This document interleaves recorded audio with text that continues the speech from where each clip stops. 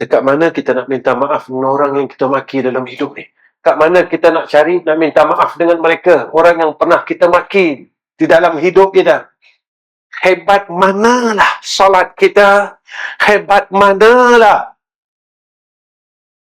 puasa kita, tetapi dosa kita dengan makhluk ini akan ditangguhkan oleh Allah keampunannya. Tuan-tuan, saya ada zaman muda saya dan tuan-tuan ada zaman muda tuan-tuan. Selama puluhan tahun, zaman muda kita dulu belasan tahun, 20 tahun, 30 tahun, kita tak boleh bangun malam dan kita tak boleh ambil umur tu. Assalamualaikum warahmatullahi wabarakatuh. الحمد لله حمدا كثيرا كما أمر. أشهد أن لا إله إلا الله وحده لا شريك له، وأشهد أن محمدا عبده ورسوله. اللهم صل على سيدنا محمد وعلى آله وصحبه وسلم. اللهم لك الحمد وإليك المستكى وأنت المستعان، ولا حول ولا قوة إلا بالله العلي العظيم. وقال الله سبحانه وتعالى: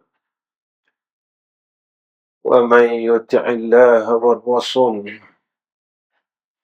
فأولئك مع الذين أنعم الله عليهم من النبيين والصديقين والشهداء والصالحين وحسن أولئك رفيقا. صدق الله العظيم.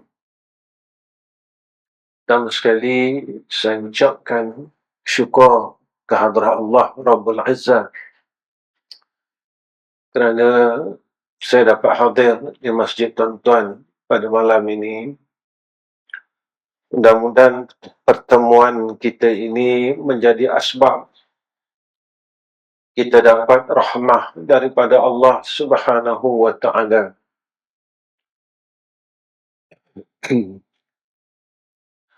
Kadang-kadang manusia dia menganggap bahawasanya berada di dalam masjid dan rumah Allah bukan satu perkara yang penting di dalam kehidupan ini. Sebenarnya anggapan kita adalah silap kerana kita menganggap bahawa berada di dalam majlis ilmu bukan suatu perkara yang besar. Justru itulah kita telah lama meninggalkan majlis-majlis seperti ini, sehingga kan kita tidak akan mampu menjawab di hadapan Allah Rabbul Izzah. Besok apabila kita ditanya oleh Allah Subhanahu wa Ta'ala, kerana Nabi menyatakan kepada kita tidak akan bergeser dua kaki anak Adam besok di padang mahsyar, sehinggalah selesai ditanya beberapa perkara pada dirinya. Yang pertama berkenaan dengan umurnya, kedua tentang hartanya, ketiga tentang sihat dan masa lapangnya, keempat tentang ilmunya. Jika keempat persoalan ini selesai, kata Nabi, barulah ia boleh berganjak daripada padang mahsyar. Jika empat soalan ini besok, setelah ditanya kepada kita, kita tidak boleh menjawabnya dengan baik, nescaya kita berada dalam kebinasaan dan kesengsaraan.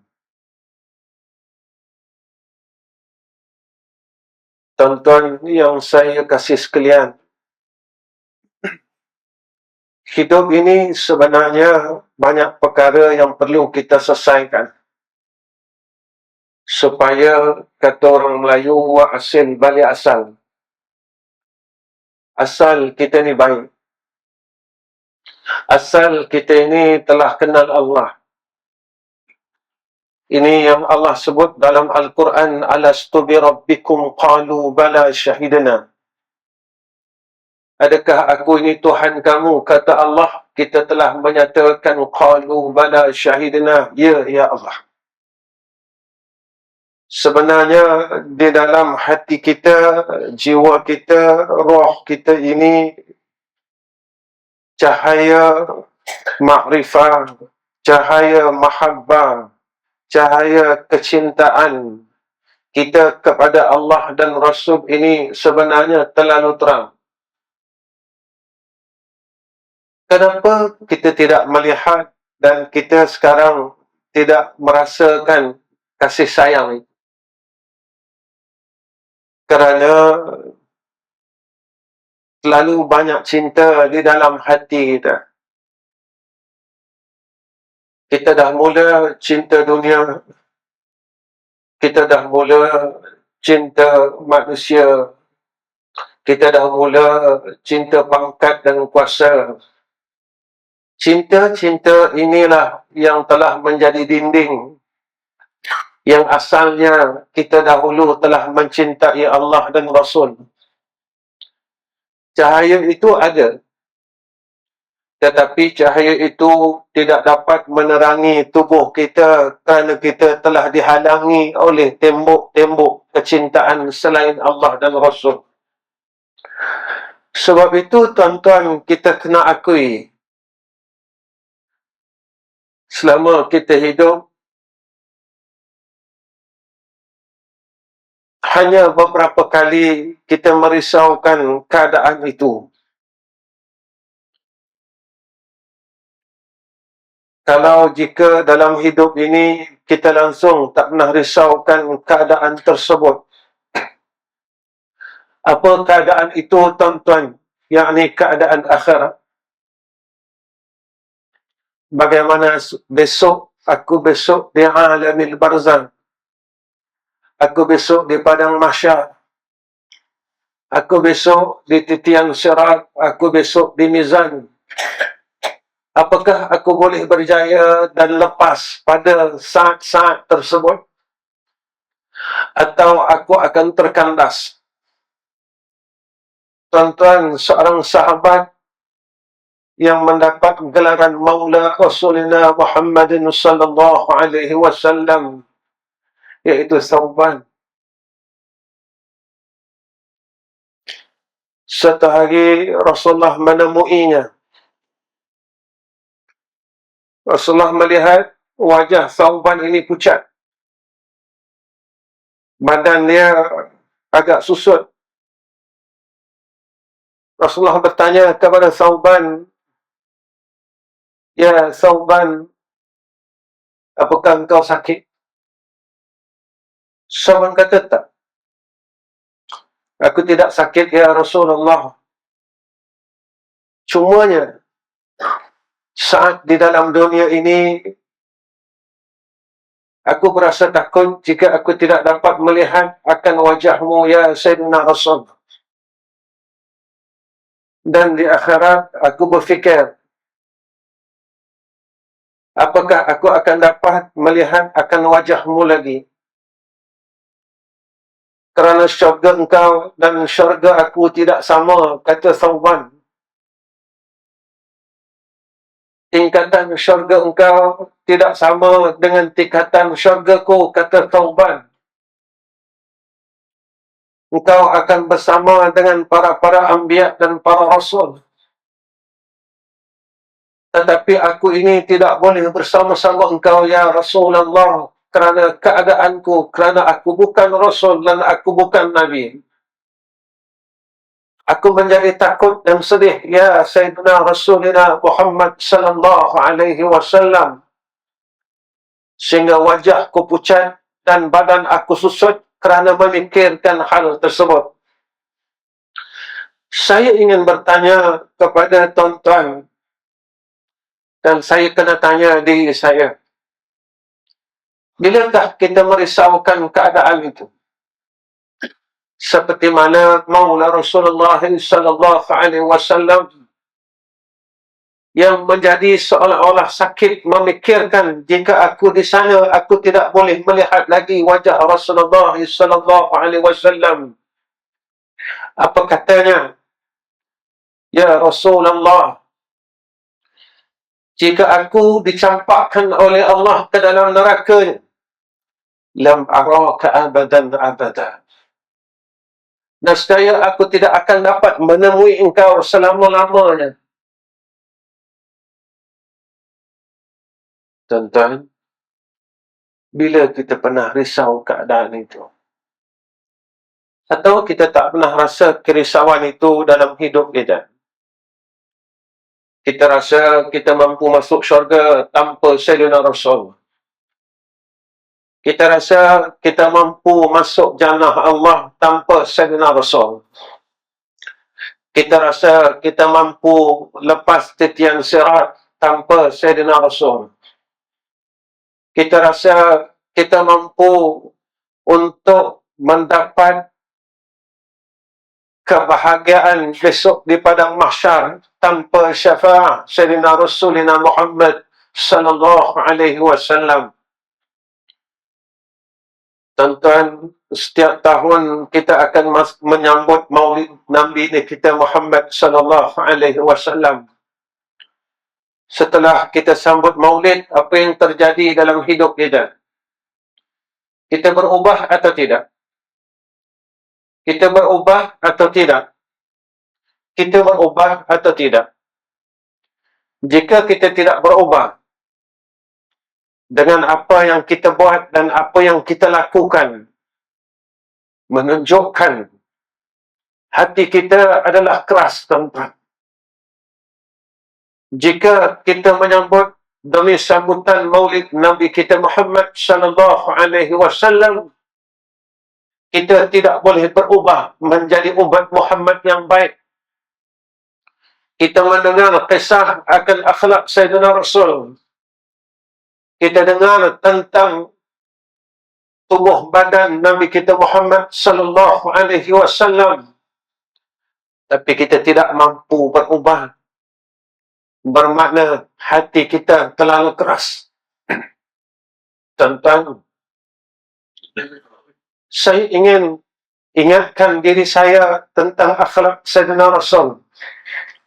Kasihnya Sayyidina Rasul kepada umat.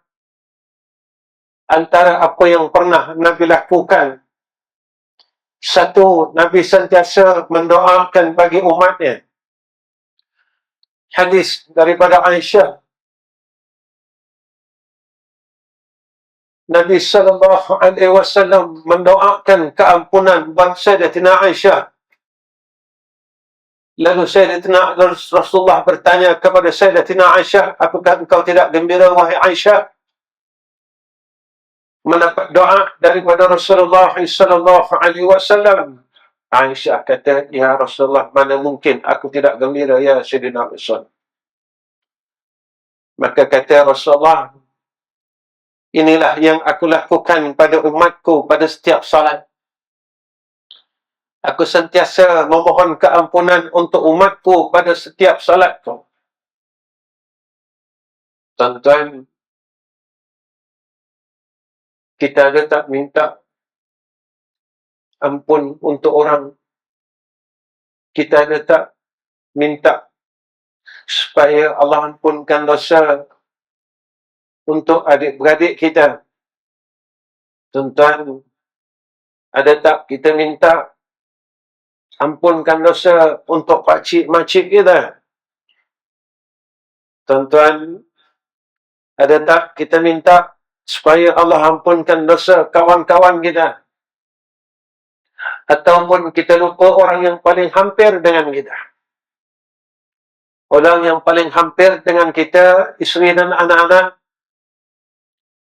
Bila hari terakhir kita minta ampun dosa anak-anak kita. Bila hari terakhir kita minta ampun dosa adik-beradik kita. Bila hari terakhir kita minta ampun untuk bapa saudara dan mak saudara kita. Bila hari terakhir kita minta ampun untuk sepupu-sepupu kita. Ataupun kita hanya mementingkan diri kita sendiri. Tuan-tuan, hakikat bagi selawat itu, kata Syekh kami, lafaznya yang selalu kita ungkap, Allahumma salli ala Sayyidina Muhammad, itu adalah selawat pada lisan. Selawat pada anggota tubuh badan, kata Syekh kami, adalah menyempurnakan akan syariat agama Allah ini. Apa yang diperintahkan kepada kita, kita lakukan, dan apa yang diperintahkan untuk kita tinggal, kita kena tinggal. Sama ada perintah itu berbentuk anggota yang zahir, ataupun perintah itu berbentuk anggota yang batin. Salawat pada tubuh badan adalah kita menyempurnakan syariat yang telah Allah fardukan kepada kita. Syariat yang zahir, semayang, puasa, zakat, haji, sedekah dan sebagainya. Syariat yang batin, Allah suruh kita jadi orang yang baik. Buang sombong, bongkak, rasa diri baik. Aba wastakbara wa kana minal kafirin. Rasa diri dekat dengan Allah. Rasa diri itu dah hampir kepada Allah.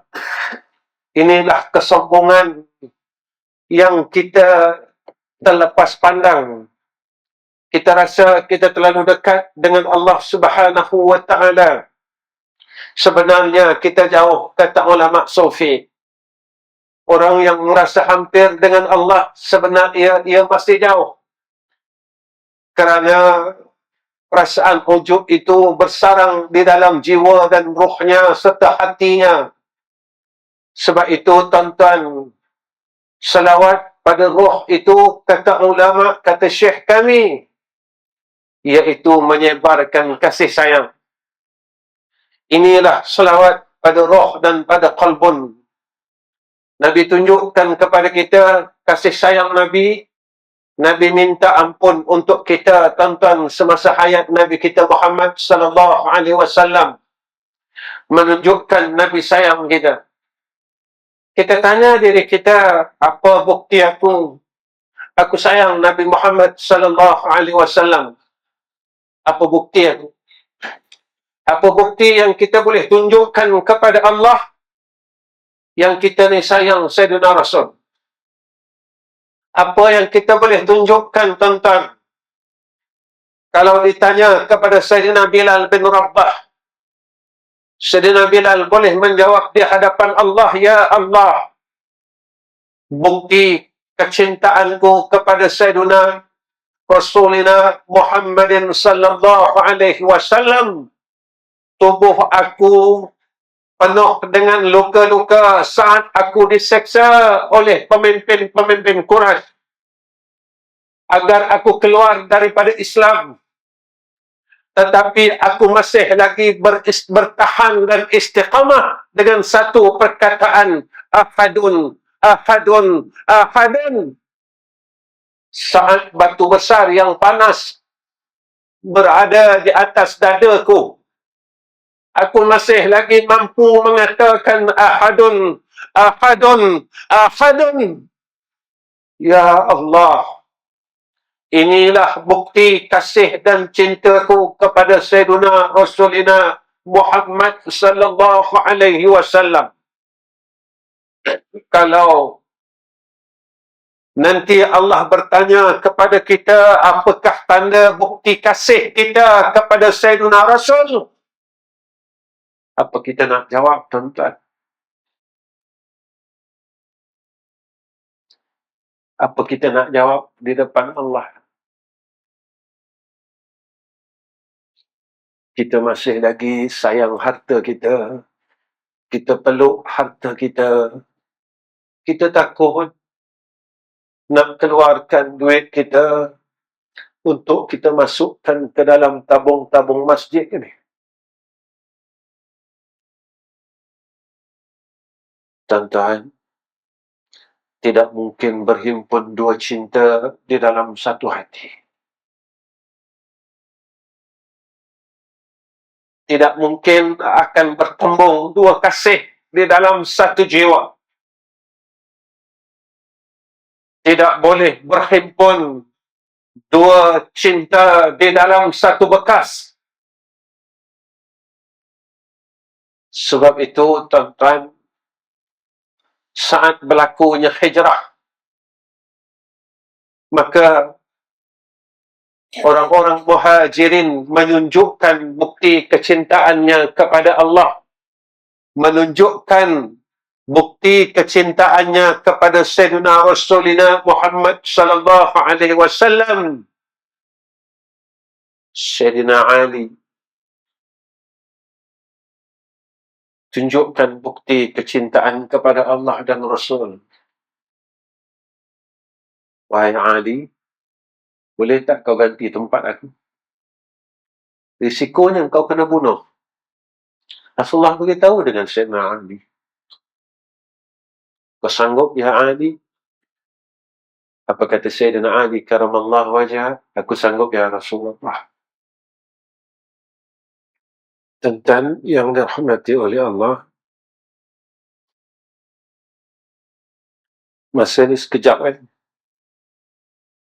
Ditutup dan kat setengah jam. Contohlah, besok kalau kita mati, kita akan tanya, waktu apakah ini? Masa itu kita akan berkata di hadapan malaikat, laula akhartani. Boleh tak tangguhkan kematian? Boleh tak tangguhkan? Laula akhartani. Bila ajal ni dekat dengan kita, baru kita rasa masa itu dah tak ada. Tapi bila Allah masih lagi bagi kita masa, masa ni sebenarnya modal, tuan-tuan. Saya nak sebut di sini sayangnya Allah kepada kita. Berapa kali kita bankrupt dalam perniagaan kita, tapi Allah tetap berikan kita modal. Tijaratan lan tabura. Perniagaan kita dengan Allah. Apa modal yang Allah telah berikan kepada kita umur? Kita jatuh bankrupt. Kita tak boleh buat baik. Kita guna umur kita untuk buat maksiat. Kita bukan orang yang berjaya, tuan-tuan. Kita masih gagal. Kalau sampai hari ini kita masih ada sombong, tak nak maafkan orang lain, benci orang lain, kita masih ada dendam dengan orang lain, kita bukan orang baik. Kita memang semayang, tuan-tuan, tapi kita benci orang lain. Nabi tak pernah benci orang lain. Sifat Nabi memaafkan orang yang menzaliminya. Kita dengarkan cerita Nabi waktu Nabi dekat Taif. Badan Nabi keluar darah. Tak ada siapa nak tolong Nabi. Apa kata Nabi ketika Jibril ini tawarkan kepada Nabi untuk hapuskan orang Taif? Nabi tak bagi. Nabi sayang orang Taif, walaupun orang Taif telah melukai Nabi. Nabi kata, hari ini mungkin mereka tidak menerima Allah dan Rasul. Mudah-mudahan keturunan mereka besok dapat menerima Islam ini. Benar apa kata Nabi, bila kita pergi umrah, kita akan ziarah Taif. Satu persoalan dalam diri saya, tuan-tuan, di mana hilangnya cinta? Di mana Nabi itu dalam hati kita. Mana hilangnya Nabi, tuan-tuan? Bila hati kita tidak bersih. Bila hati kita mula kotor. Kita sebenarnya orang kotor, tapi kita tak nak ngaku. Kita ni orang jahat sebenarnya, kita tak nak mengaku. Kita ni sebenarnya orang fasik, kita tak nak mengaku. Saya tak tinggal semayang, Ustaz, betul. Tapi sampai sekarang kita ada sombong, dan sombong itu dosa. Riak itu dosa, sum'ah itu dosa. Maki orang lain itu dosa. Tuan-tuan, kita bawa kereta, dan orang buat tak bagus dengan kita, masa kita memandu kereta, mulut kita maki orang lain. Saya nak tanya tuan-tuan, dekat mana kita nak minta maaf dengan orang yang kita maki dalam hidup ni?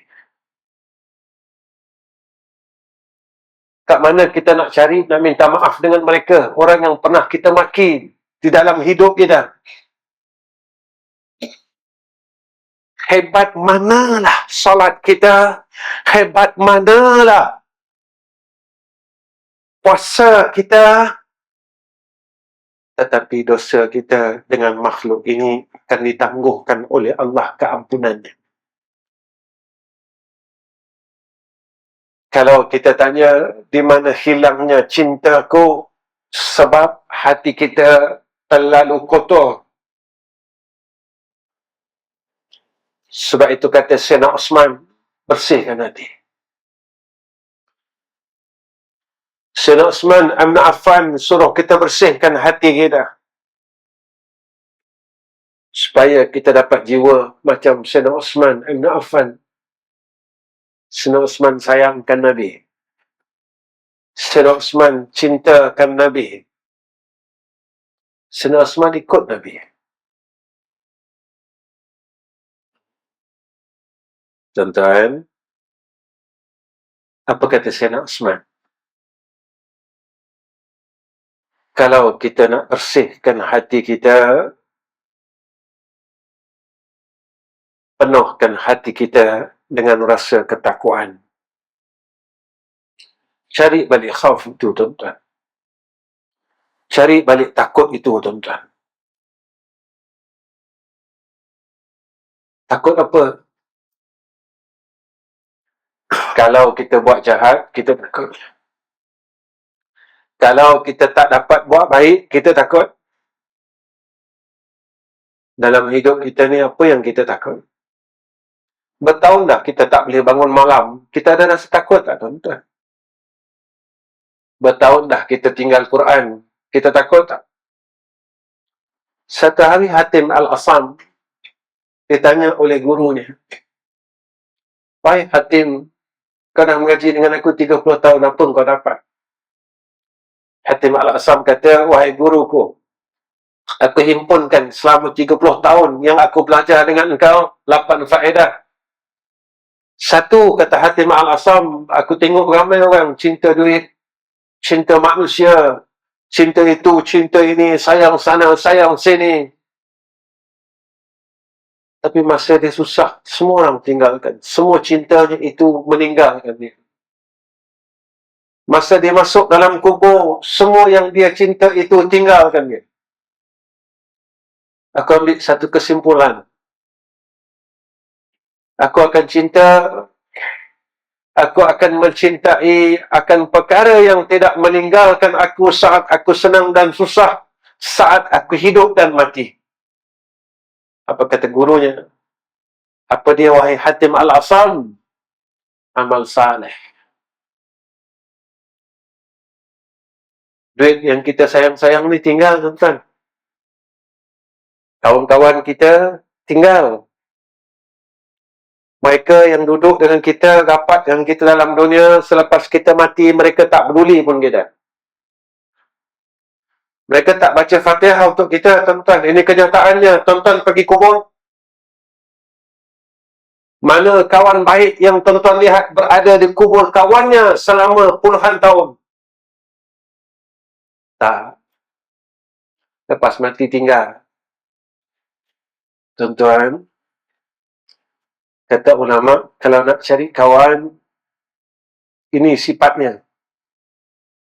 Saat engkau bersama dia, dia akan menceritakan tentang Allah kepada engkau. Dan saat ia bersama dengan Allah, dia akan menceritakan tentang engkau kepada Allah. Kawan kita tak habis-habis cerita pasal dunia, tuan-tuan. Cerita ini, bila masa diingatkan kita. Bila masa diingatkan kita. Bila masa diingatkan kita.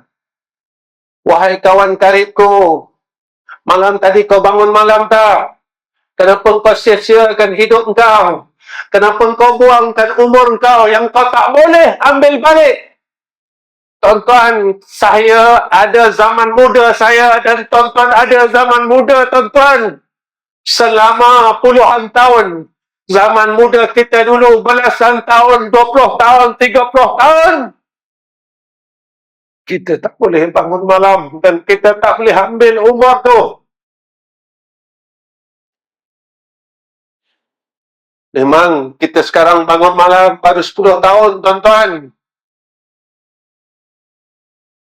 Umur saya hampir 60 tahun. Jika 10 tahun ini sahaja saya baru bangun malam. Bagaimana bakinya yang 40 tahun yang dulu? Boleh tak saya ambil umur saya? Boleh tak saya patah balik? Tetapi umur itu akan ditanya oleh Allah Subhanahu wa Ta'ala satu persatu. Tidak ada satu saat pun yang akan tinggal.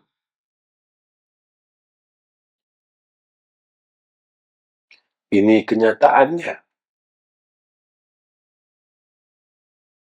Kedua, kata Sayyidina Osman,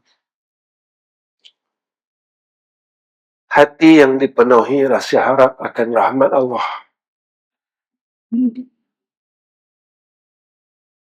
Tuan-tuan, kita pun dah tak lama lah. Percayalah.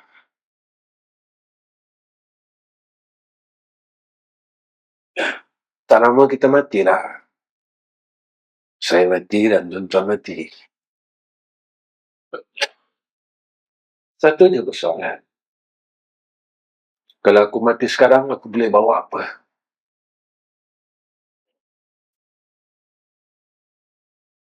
Kalau aku mati sekarang, aku boleh bawa apa? Aku boleh tunjuk apa dengan Allah?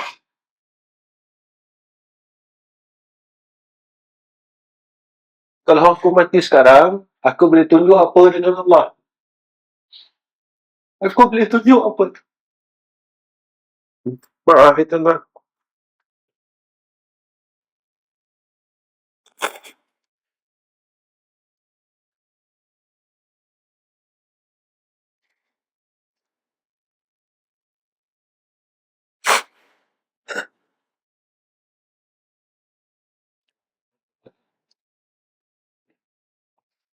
Kita sebenarnya bongkak. Bongkak. Bongkak. Sombong. Sombong. Sombong dan terus sombong. Kita ni bongkak. Kita tak ada apa benda baik, tuan-tuan. Mengumpat tak berhenti, buka aib orang tak berhenti, dengar buruk orang tak berhenti. Apa amal soleh yang ada dan masih tinggal dalam suratan amalan kita?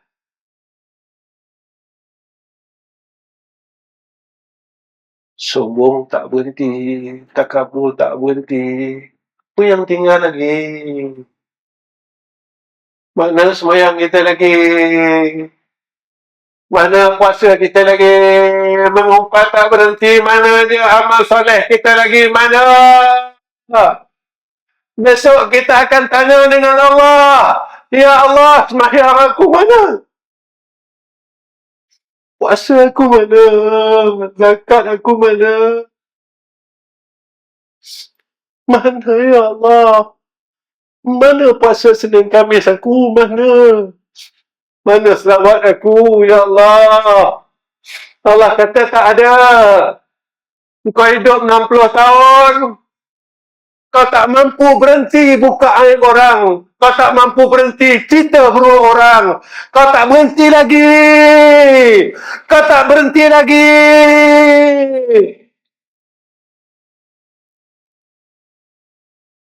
Kalau kita tak mampu berhenti mengumpat, kita boleh ke masuk syurga, tuan-tuan?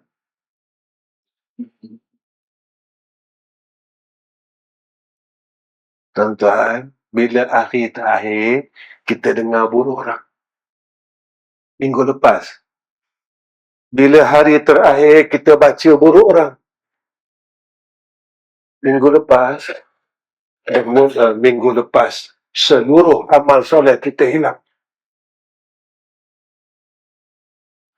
Tetapi yang menyakitkan saat seluruh amal soleh kita hilang, yang paling menyakitkan, seluruh amal kejahatan itu diletakkan di atas amal kejahatan kita.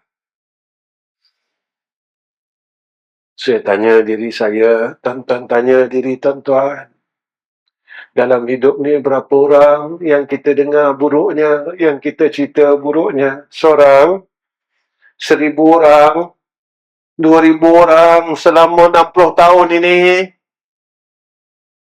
yang kita songkar. Yang paling menakutkan, kita tak pernah minta ampun pun.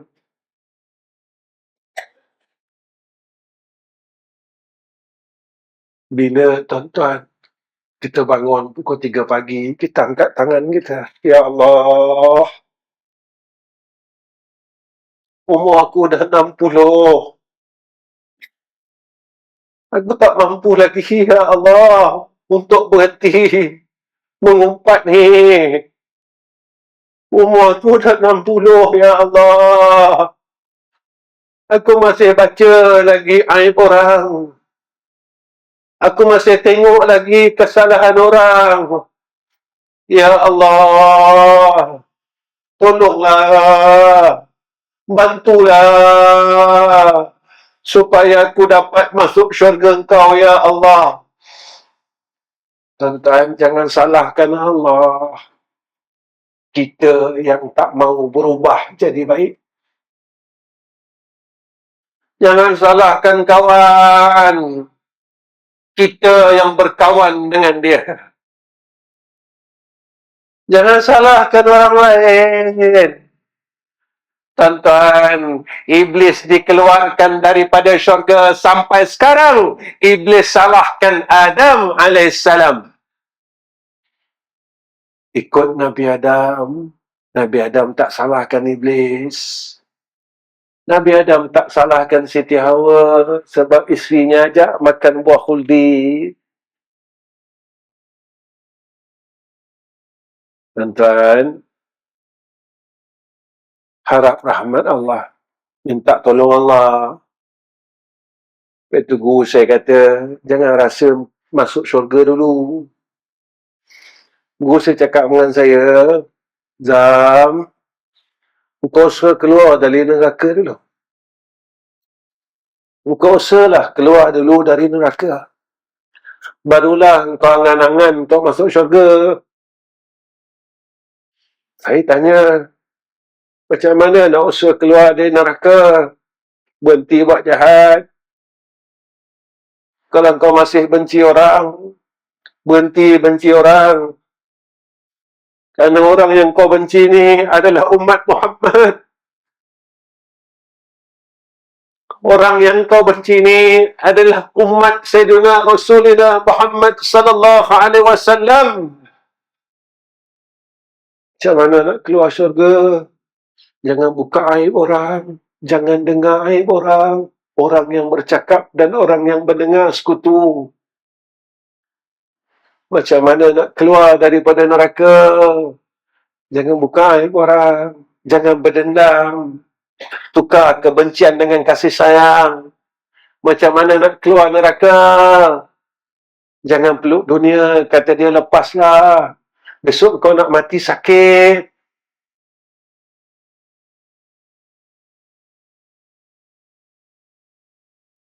Orang yang hatinya bersih, mulut dia selalu puji Allah. Tuan-tuan, lisannya selalu mengagungkan Allah. Boleh tak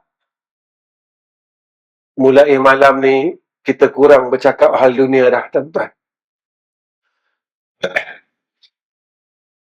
Kita tukar mulut kita dengan zikir. Kita kumpulkan kulhu. Saya ingat arwah nenek saya, tuan-tuan. Saya, kalau sebelah ayah, kami keturunan Jawa, mak orang Melayu. Nenek saya ini, tuan-tuan, kami keturunan daripada Mataram. Susu galonya, saya tak nak ceritalah sebab jelas. Nenek kami pesan, kumpul La ilaha illallah 100,000. Al-Ikhlas 100,000. Tuan-tuan, waktu saya nak ziarah Sunan Gunung Jati di Cirebon, nenek saya pesan dengan saya, kalau engkau di sana, dia kata, sebelum kau nak sampai, boleh tak engkau habiskan Asma'ul Azam 100,000, dia kata. Saya tanya, kenapa ni? Sebab saya orang Melayu panggil nenek, kalau orang Jawa panggil mbah kan. Saya tanya, nenek kenapa?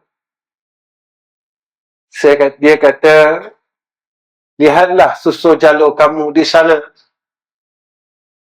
Tuan-tuan, kerana mereka ini semuanya takut kepada Allah. Mulutnya sentiasa ingat Allah. Mulutnya sentiasa memuji Allah.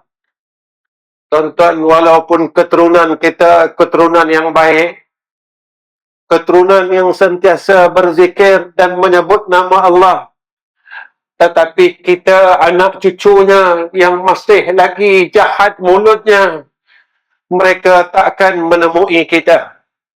Sebab itu, tuan-tuan, sampai sekarang Nabi tak nak tengok kita.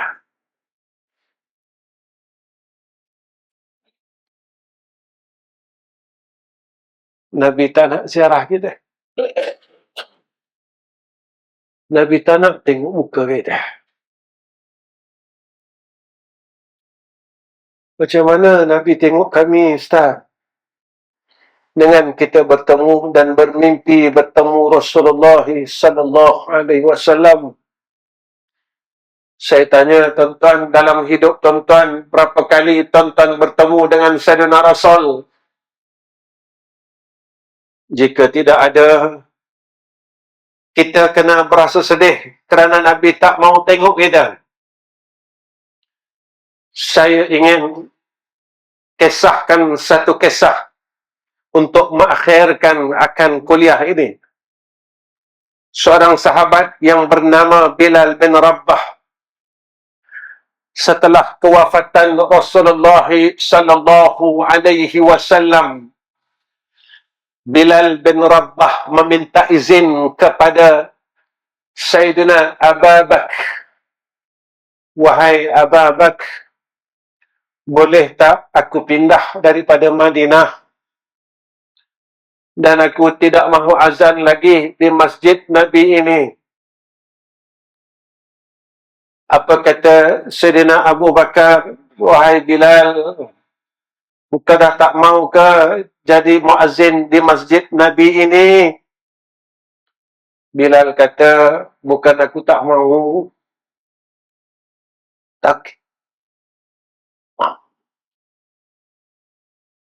Bilal cakap, aku masih teringat yang Nabi ada dekat sebelah. Masjid Nabi dan rumah Nabi sebelah kan, tuan-tuan? Bilal kata, aku tak boleh lah, wahai Abu Bakar, sebab aku masih teringat yang Nabi ada kat sebelah. Dan aku masih rasakan yang Nabi tak mati, dia kata. Boleh tak bagi aku pindah daripada bumi Madinah? Sayyidina Abu Bakar kata, kalau itu pilihan kau, tak apalah. Bertahun tuan-tuan, Bilal bin Rabah ni, dia tak pergi Madinah. Kerana kalau dia pergi, dia akan teringatkan Nabi. Dia tak boleh duduk Madinah. Bertahun, satu malam, Sayyidina Bilal mimpi, Rasulullah datang menemuinya. Apa kata Nabi? Wahai Bilal, kau nak tinggalkan aku ke?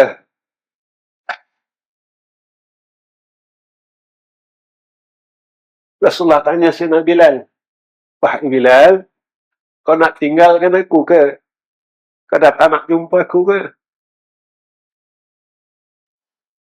Tuan-tuan, sampai Rasulullah tanya Bilal, Sayyidina Bilal dah lama tak datang Madinah. Dah lama tak tengok makam Nabi. Rasulullah datang beritahu Bilal, wahai Bilal, kau dah lupa aku ke? Tuan-tuan, kita ada yang tak pernah langsung tengok makam Nabi. Nabi tak pernah datang pun jumpa kita. Wahai Fulan bin Fulan, kau tak nak tengok aku ke? Kau tak nak jumpa aku ke? Kau tak nak dekat dengan aku ke? Kenapa Nabi tak datang tengok kita? Kenapa Nabi biarkan kita? Bilal bin Rabah, setelah mimpi tuan-tuan malam tu, dia siap-siap. Dia nangis daripada rumah sampai Madinah. Tak berhenti Sayyidina Bilal bin Rabah nangis dan terus nangis.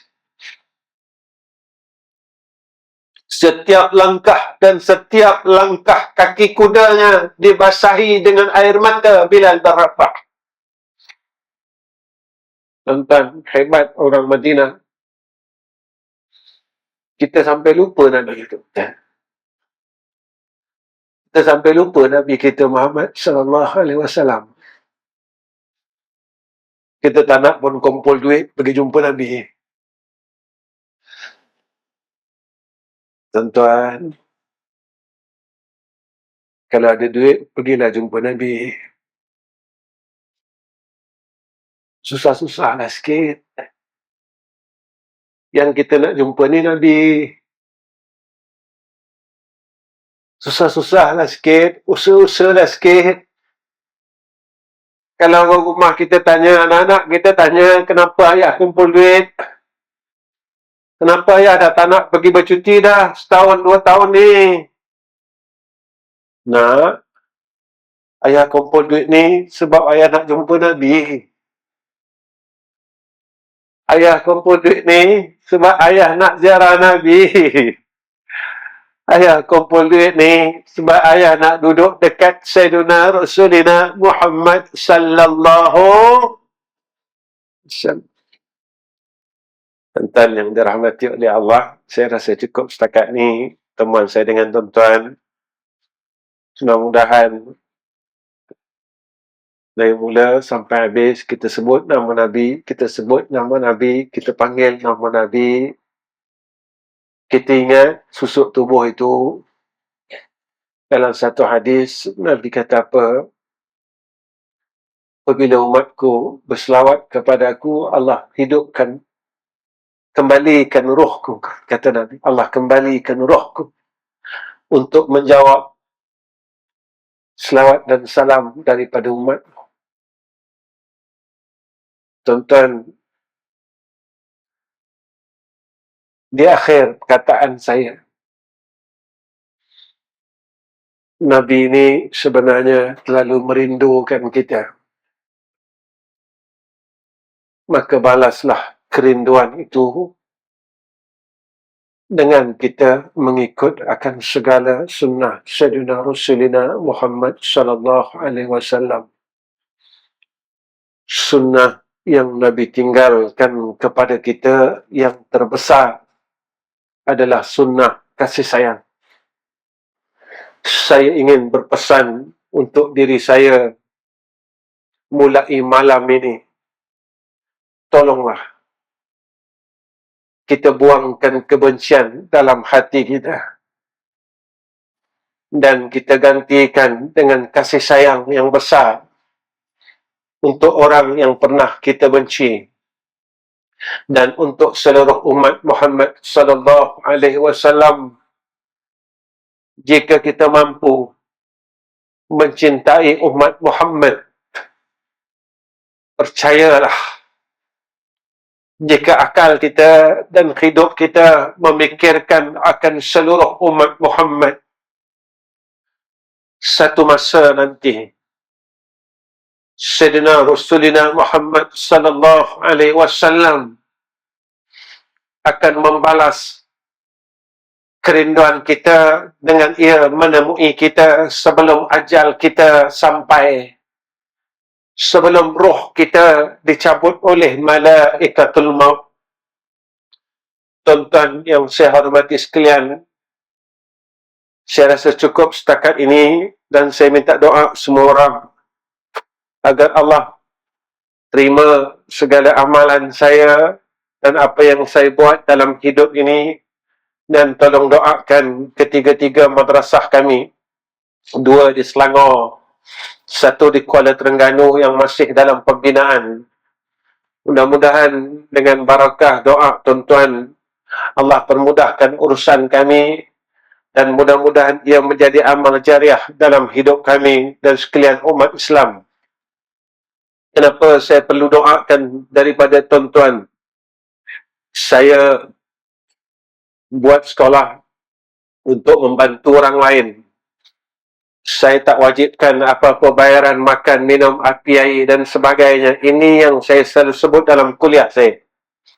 Saya buat ni sebab saya nak tolong orang. Saya nak tolong umat Muhammad.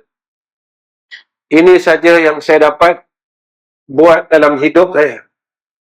Kalaulah dalam masa yang terdekat saya balik menemui Rabbul Izzah, mudah-mudahan apa yang saya buat ini diterima oleh Allah.